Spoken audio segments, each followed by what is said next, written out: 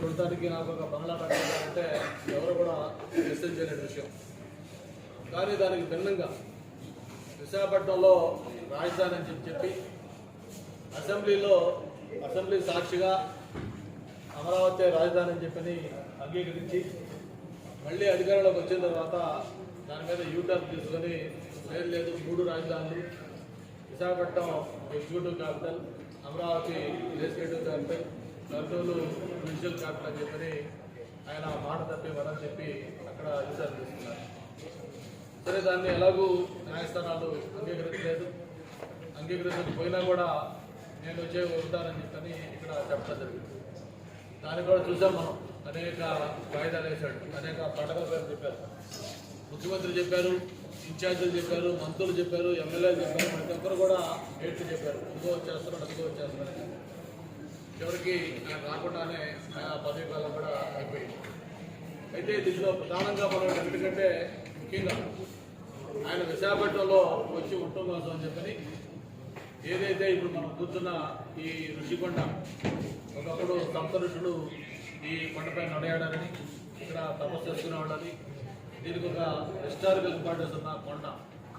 ఎవరైనా విశాఖపట్నం నుంచి బీలో beach road వెళ్తూ ఉంటే వెళ్ళే వాళ్ళందరికీ కూడా పచ్చటి కొండ అందరినీ కూడా ఎంతో ఆకర్షిస్తూ ఉండేది.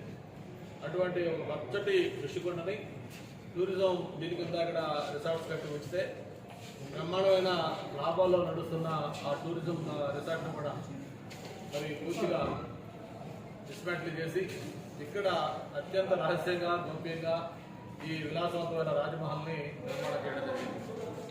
ప్రభుత్వం ఏదైనా ఒక నిర్మాణం చేసేటప్పుడు దాంట్లో రహస్యాలు ఉండవు. బహిరంగంగా ఆ బిల్డింగ్ దేనికోసం కడతా ఉన్నారు, ఎంత విస్తీర్ణత కడతా ఉన్నారు, ఎంత ఎస్టిమేట్తో కడతా ఉన్నారు, అందులో ఏమేమి ఫెసిలిటీస్ ఉంటాయి, ఇవన్నీ డ్రాయింగ్స్తో సహా బయట డిస్ప్లే చేస్తారు. కానీ దానికి భిన్నంగా దీన్ని అత్యంత గోప్యంగా, నాకు తెలిసి బహుశా ఈ దేశంలో ఏ భవనం కూడా ఇంత వివాదాస్పదం కానీ ఇంత సెన్సేషన్ కానీ క్రియేట్ చేశాడు.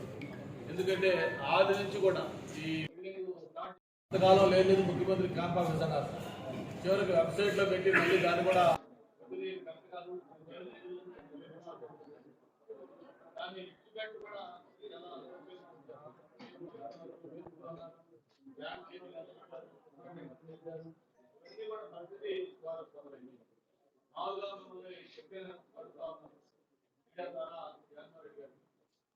ఆ రోజు ప్రజావేదిక చేసినప్పుడు ఆయన చెప్పిన కారణం ఆ ప్రజావేదికకి అనుమతులు లేవు, అనుమతులు కూడా ఎంత విరుద్ధంగా ఇచ్చారు. అది ఏదైతే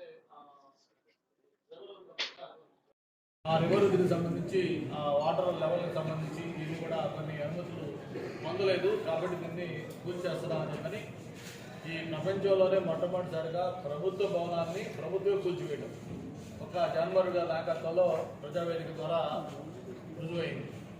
మరి ఆ రోజు దానికి అనుమతులు లేవు అని చెప్పిన దాన్ని అంత అమానుషంగా దాన్ని ఆ విధంగా కనీసం అది నట్టెడ్ బోర్డుతో ఉంటే దాన్ని ఎవరికైనా ఆలోచిస్తే అక్కడ వద్దనుకుంటే దాన్ని ఒక 1 అవర్లో మొత్తం కోర్టులను కూడా తీసేసి ట్రాక్ చేసి కొంచెం నడుకోవచ్చు. అలా కాకుండా దాన్ని విధ్వంసం సృష్టించాలనే ఉద్దేశంతో జేసీబీలు ట్రక్లైన మిషన్లు తెచ్చి దాన్ని కూల్చేసిన విధానం మనకు గుర్తుంది. మరి ఆ రోజు అనుమతులు లేవని చెప్పి దాన్ని కూల్చేస్తే మరి ఈరోజు ఈ రాజమహల్కి ఏం అనుమతులు ఉన్నాయని ఒకసారి అందరూ ఆలోచించాల్సిన అవసరం ఉంది. క్లీన్ ట్రిప్ దాని దగ్గర నుంచి అన్ని దీనికి అనుమతులు ఎక్కడా కూడా లేవని చెప్పి ఎన్నోసార్లు చెప్పారు. ఎక్స్పర్ట్స్ కమిటీ నిర్మించారు దీని మీద. కోర్టులో నియమిస్తే వాళ్ళు కూడా దీంట్లో చాలా వైలేషన్స్ ఉన్నాయని చెప్పని వాళ్ళు కూడా నిపుణులు నివేదిక ఇవ్వడం జరిగింది. అంతేకాకుండా న్యాయస్థానం కూడా తెరకి గురుడి గుర్తించే విధంగా వాళ్ళు అఫిడవిట్లో న్యాయస్థానం కూడా తప్పుడు నివేదిక ఇచ్చారు. ఇది మేము ఇంత నిర్మాణం చేస్తా ఉన్నాం, ఇది టూరిజం తరఫున చేస్తున్నాం అని చెప్పి ఈరోజు కూడా దాని రియాక్ట్ కూడా చేయలేకపోయారు. అంటే చివరికి ఏ స్థాయికి దించారంటే దీని ఇనాగరేషన్ కూడా అత్యంత రహస్యంగా గోప్యంగా టూరిజం మినిస్టర్ వచ్చి 3వ గంటకి చెప్పకుండా దీన్ని ఇనాగరేట్ చేశామని చెప్పని అనిపించారు. దాదాపు 500 కోట్ల రూపాయలు ప్రజాధనం వ్యయం చేసి మీరు కూడా చూసారు లోపలంతా ఒక్కొక్క హాల్ కానీ లేకపోతే కింద మార్పుల్స్ కానీ లేకపోతే శానిటరీ ఫిట్టింగ్స్ కానీ ఫర్నిచర్ కానీ ఇవన్నీ కూడా పూర్వకాలంలో మనం